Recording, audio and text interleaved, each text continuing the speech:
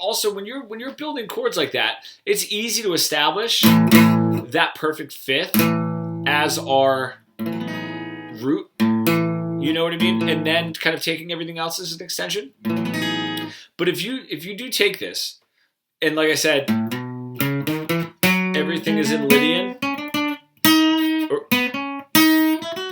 All of us are in Lydian. So there's a reason when you're going through this and you're sort of saying like, all right, you got your 1 and your 5. You've got a 6. All right, I got 1, 5, 6. Right? I got a 1, 5, 6. I don't know if you gave me that one, but this, there's a reason that that's not a flat 5. The reason that that's not a flat 5 is we already have a fifth in this chord, right? And we can substitute that. Instead of saying it's a flat 5, what could it be? Sharp 4, yes. Now, the other thing is, it's not going to be called a sharp 4.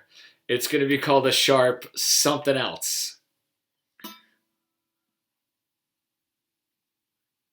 No, not 13. Not 13. Think about it again. 11. So it's a sharp 11. The reason that it's a sharp 11 is because down here, we have our 7, our natural 7 on the bottom string. That natural 7 now means that we have to take each one of these extensions and rename them because they're not 6. We didn't get to the other one, but they're all higher extensions now because our 7 is in there, right? So what are the extensions? Naming these chords is B could be the root here. The other thing too is I don't want to jump on it. I don't want to jump on it right away, but eventually when you play this, you're going to be able to hear the root. But this was the other thing. So you said if B's there, it has a 6 and a 4. That 6 and the 4, because there's no third for B, right? You have a fifth. Cool. Now, if we get into a 6 and a 4, we're starting to get out with not just one extension, but 2 extensions. So 2 extensions with a 4-note chord is a little bit of a tip-off that maybe it's not. And because we have a 6 and a 4, that 6 and that 4 is a third apart. Maybe there's another root note in there. You know what I mean? If we start having way too many extensions, we might be able to figure out if there's another root note. So what do you think? What could be our other possible root note? And the other thing too is this goes back to what I was saying before is even though in this chord, because we've established that hard perfect fifth as our root note, this is much lower, right? So that's why that gives us that much. We could have something happening down here that we're missing here. That would give us a better idea of what the root note is. So just based on these 4, we don't want half of this chord being extensions if it doesn't have to be. So think about that 4 and the 6. You've got yourself a major third. Is there a fifth in there? So from the fourth to the 6th, what note would you now change from B being the root note?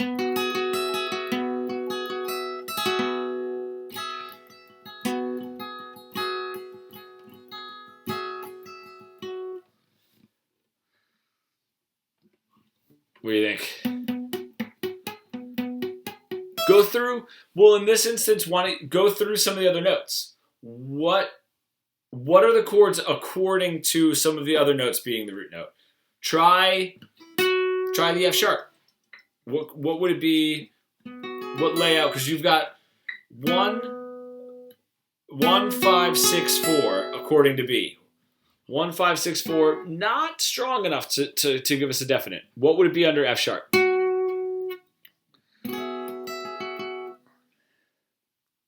Yeah, if F sharp was the root. And you can just give the numbers out. You don't have to try to stack the chord and name it. Just you got 1. You got what?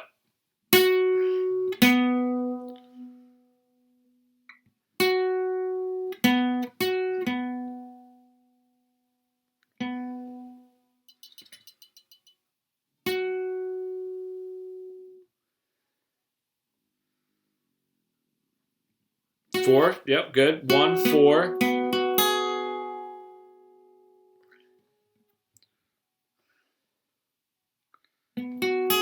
What's that? Yeah, so now you got a 4 and a 2, so we're kind of getting a little away from ourselves. What do we have on the bottom? What do you think that is?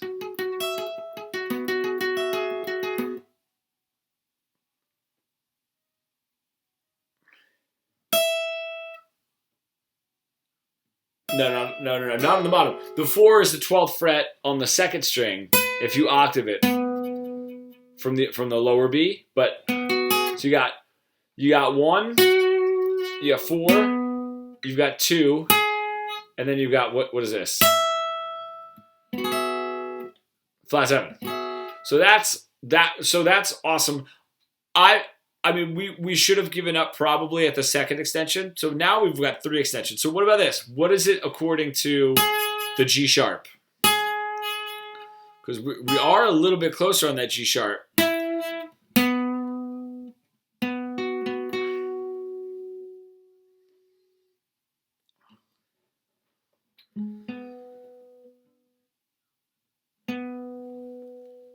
So start with the lowest note. What's the lowest note?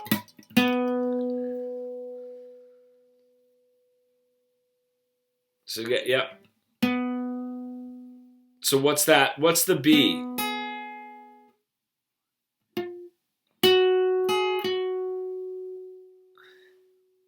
No, you got it. Yep, minor third. Awesome. And then so now we've got a 1, a minor third. It's like, okay, we're kind of onto something here. What's the F sharp?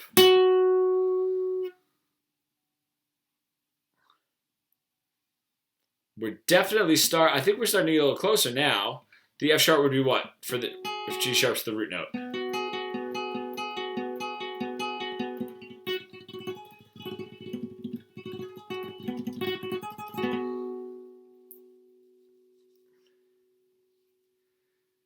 You got it. You don't climb up, go the other way, go the other direction. So if that's our root note, just go down to what that would be. Instead of climbing all the way up. Instead of going up that way. Flat 7. Now we've got a 1, a minor third, and a flat 7.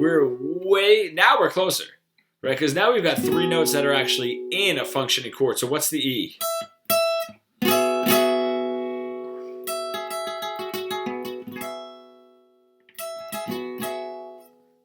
Not quite. Not the 5th.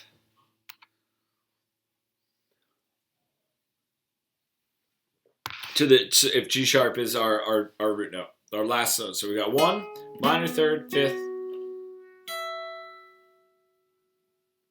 flat 7. I'm sorry. Okay, yeah. G sharp is our root note. We've got our minor third, right? We've got our flat 7. What's the E on the bottom there? What's our last note?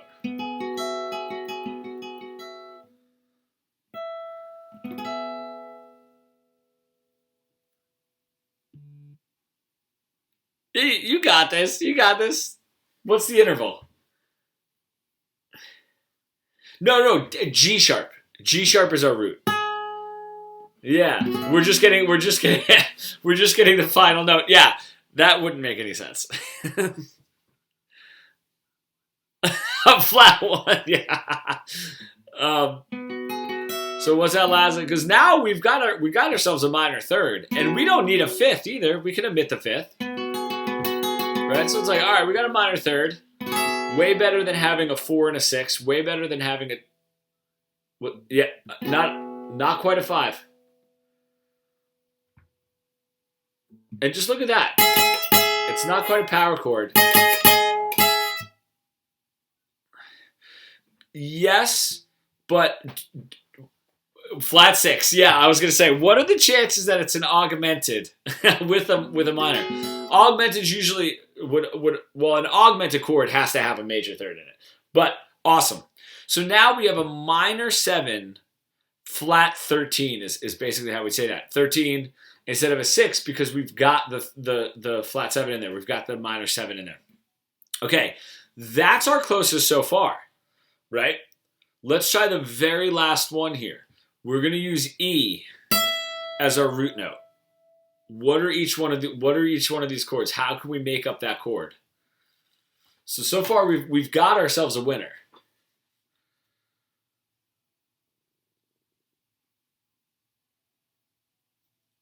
Did you just play it like straight nines? Yeah.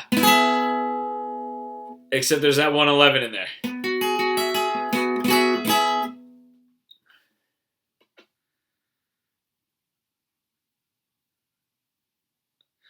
That 11's not the 5th. It's the 5th when we were starting on B. Was that?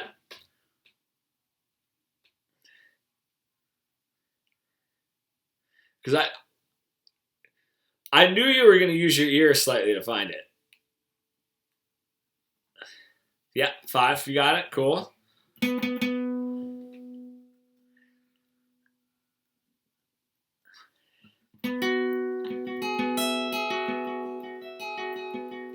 Yeah. 9. And then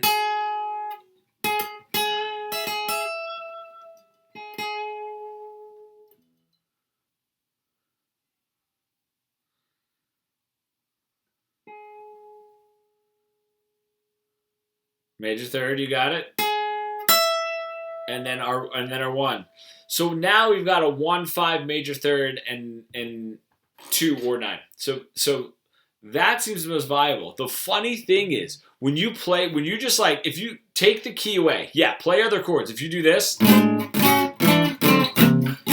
just to get the key out of your head, and you just come in with this, that sounds like the root note right off the bat. Right? That gives you such a home base feel. Right? So I was almost, it wasn't until we got to that last chord that I could see that you were just like, oh, wait a minute. Okay, that definitely has a little bit more of a sound of the root. But so you did it. You took those 4 notes. The chords had 2 extensions, then only 1 extension. So we were super close, and then 1 extension. So now, what does it seem like it would be more likely? Now we're only dealing with 1 extension, right? A major with a 9 or a 2, right? Just because there's no 7 in there. Or would it be a minor 7 flat 13? Now, Brady, there's 2 ways to look at that. A minor 7 flat 13 is a little less common than a major add 2 or a major add 9, however you'd want to say it. Then the other thing too is the bottom notes aren't root notes. We've got no root on the bottom, but we do have a 5th on the bottom for the E, and that's our next strongest note. You know, like kind of like our second interval, or our second, is that what it's called? No, second, not second interval. Whatever. having the 5 as a lower note is a little bit more common than having the minor third on the lower note. So those are like 2 factors that you can kind of put in. But, dude, to be honest, if you started playing that, and then somebody else will just kind of, it might sound really cool. But this, when you hear that kind of, that's what brings that chord alive, dude. So man, awesome job. Let's try another one.